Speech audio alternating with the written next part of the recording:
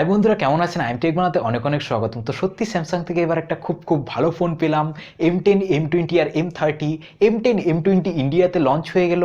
প্রাইসটা আমি একটু পরে গিয়ে আপনাদের বলছি। আর এই যে M10, M20 আর M30 উপরে কিন্তু টোটাল একটা রিভিউ অফ স্পেসিফিকেশনস ভিডিও আমি বানিয়ে রেখেছি। ডিসক্রিপশনে লিঙ্ক আছে, গিয়ে আপনার যদি স্পেসিফিকেশনসগুলো চাই সেই ভিডিওটি দেখতে পারেন। এই ভিডিওটি বেসিক্যালি আমি বানিয়েছি কিছু প্রবলেমস আমি যেটার মধ্যে দেখেছি, প্রবলেমস বলবো না, কিছু জিনিস যেগুলো ইনক্লুড করা যেতে পারতো এই প্রাইসটির মধ্যে।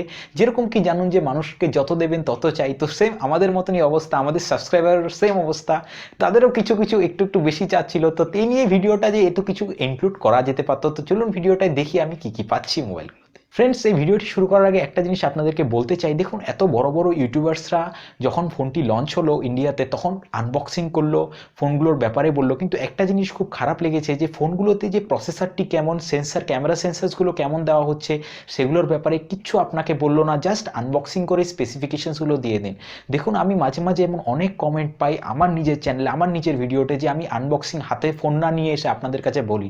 দেখুন, আমাদের মতন ছোট ইউটিউবারদের কেউ ফোন কখনো দেবে না, কিন্তু তা বলে এটা না যে আমরা আপনাদের না জেনে বলি, কখনোই না। আমি আপনাদের যখন একটা ভিডিও করি তার আগে প্রচুর রিসার্চ করে 100% শিওর হয়ে আপনাদের সামনে ভিডিওগুলো করি। হ্যাঁ, মাঝে মাঝে স্লিপ অফ টাং হয়ে কতগুলো জিনিস হয়তো ভুল হয়ে যায়, কিন্তু সেটাকে আমি কমেন্টে ট্যাগ করে সেটাকে শুধরে দিই। তো সেম ভিডিও আজকের যেগুলো বড় বড় ইউটিউবাররা আপনাদেরকে বলেনি, এগুলো মোবাইলে আপনারা কি জিনিস পাচ্ছেন না, সেই জিনিসটা মনে হচ্ছে যে আজ আমি আপনাদের বলতে পারবো। তো চলুন দেখি ভিডিওটায় M10, M20 আর M30-তে কি জিনিস একটু আমার যেগুলো ফলেসিস লেগেছে, তো ওটার ব্যাপারে আজ কথা বলবো। দেখুন ফ্রেন্ডস, প্রথমে যখন আমার বন্ধুরা সাবস্ক্রাইবাররা আমাকে জিজ্ঞেস করতো যে 10 থেকে 11,000 বা 10 থেকে 15,000 টাকার মধ্যে কোনো ফোন সাজেস্ট করো, আমি কিন্তু অন্য কোম্পানির ফোন সবসময় সাজেস্ট করতাম, স্যামসাংয়ের ফোন কখনোই আমি সাজেস্ট করতাম না।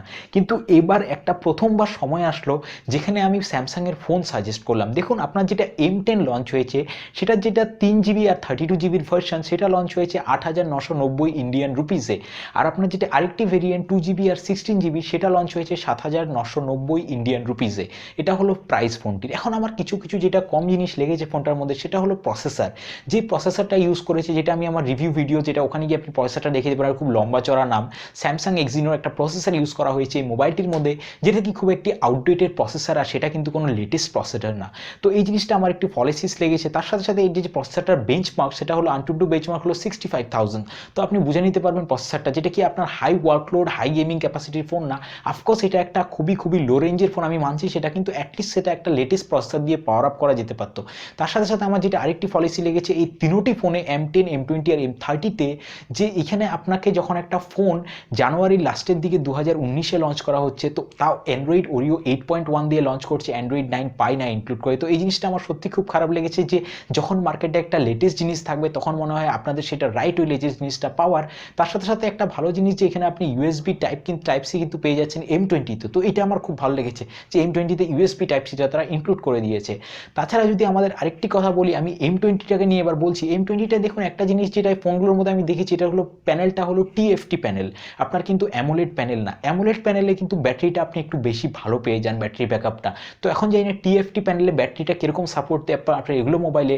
তো এটা আমার আরেকটি পলিসি লেগেছে যে এখানে আপনাকে অ্যামোলেড ডিসপ্লে না দেওয়া হয়ে, অ্যামোলেড প্যানেল না দিয়ে আপনাকে TFT প্যানেল দিয়েছে, আর অ্যামোলেড ডিসপ্লেটা না দিয়ে আপনাকে এখানে LCD ডিসপ্লে দেওয়া হয়েছে, যেটা আমার খুব খারাপ লেগেছে। কারণ অ্যাটলিস্ট এই প্রাইসে যেখানে M20টা লঞ্চ হয়েছে, M20টা যেই প্রাইসে লঞ্চ হয়েছে, সেখানে মনে হয় অফকোর্স অ্যামোলেডটা দেওয়া যেতে পারতো।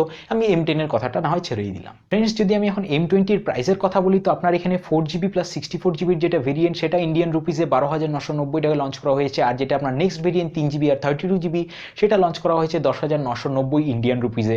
আপনার যেটা পারচেস লিঙ্ক, সেটা অ্যামাজনের আপনি ডেসক্রিপশন আমি দিয়ে দিয়েছি, ওখান থেকে গিয়ে আপনি M10, M20 অ্যামাজন থেকে আপনি কিনে নিতে পারেন। তো একবার গিয়ে আপনি নিশ্চয়ই দেখতে পারেন, মোবাইলগুলো সত্যি কমেন্ডেবল। M20টা সবই ঠিক লেগেছে আমার। সেটা হলো আপনি বললাম যে M20টার যেটা প্রসেসর, M20টার প্রসেসর কিন্তু একটা লেটেস্ট প্রসেসর, যেটাকে আপনি মোরলেস স্ন্যাপড্রাগন 630-র সাথে কম্পেয়ার করতে পারবেন।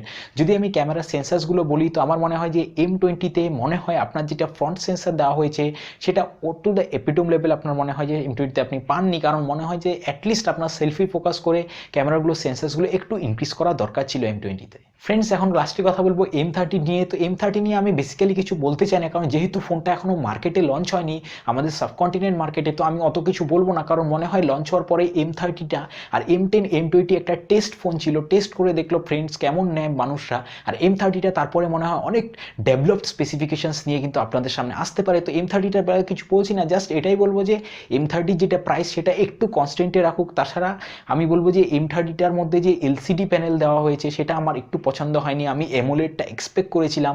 বাকি সব যদি আমি বলি, ফোনগুলো কিন্তু খুবই খুবই একটা ভালো ফোন, খুব জবরদস্ত ফোনগুলো প্রথমবার স্যামসাং থেকে এরকম ফোন দেখলাম যে হ্যাঁ, কিন্তু তার রিজন কিন্তু স্যামসাং না, এটার ক্রেডিট কিন্তু আপনি স্যামসাংকে দেবেন না যে স্যামসাংয়ের তরফ থেকে আপনি এত কম দামে ফোনগুলো দেখতেন। এগুলোর ক্রেডিট দিন আপনি অ্যাসুস, শাওমি, রিয়েলমিদের, কারণ এদের জন্যই স্যামসাং বাধ্য হয়েছে ফোনের প্রাইসগুলোকে কমাতে। না হলে এই সেম আপনি ফোন কিনতেন, আপনি 30,000 32,000 বাংলাদেশি টাকায় আপনি এগুলো ফোন কিনতে হতো, যেটা আপনি এখন এই প্রাইসে পাচ্ছেন। সেম স্পেসিফিকেশনস ফোন শাওমি অনেক কমে যেগুলো ফোন স্যামসাং যেগুলো দিত হাই প্রাইসে, ওগুলোকে শাওমি যখন খুব খুব কম প্রাইসে প্রোভাইড করলো, আর তখন গিয়ে স্যামসাংকে বাধ্য করলো এমন ফোন লঞ্চ করতে।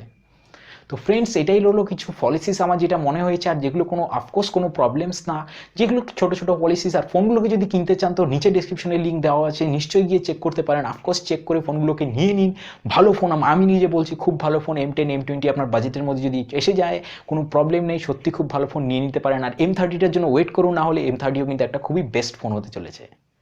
ভিডিওটি এতটুকু ভালো লাগলে নিশ্চয়ই লাইক করবেন, শেয়ার করবেন, সাবস্ক্রাইব করবেন। আমাদের চ্যানেলটাকে আর খারাপ লাগে ডিসলাইক করে কমেন্টে জানাবেন কারণ খারাপ লাগলো। বাকি তো আপনারা জানেনই কী করতে হবে। আর এই ভিডিও দেখার জন্য অনেক অনেক ধন্যবাদ।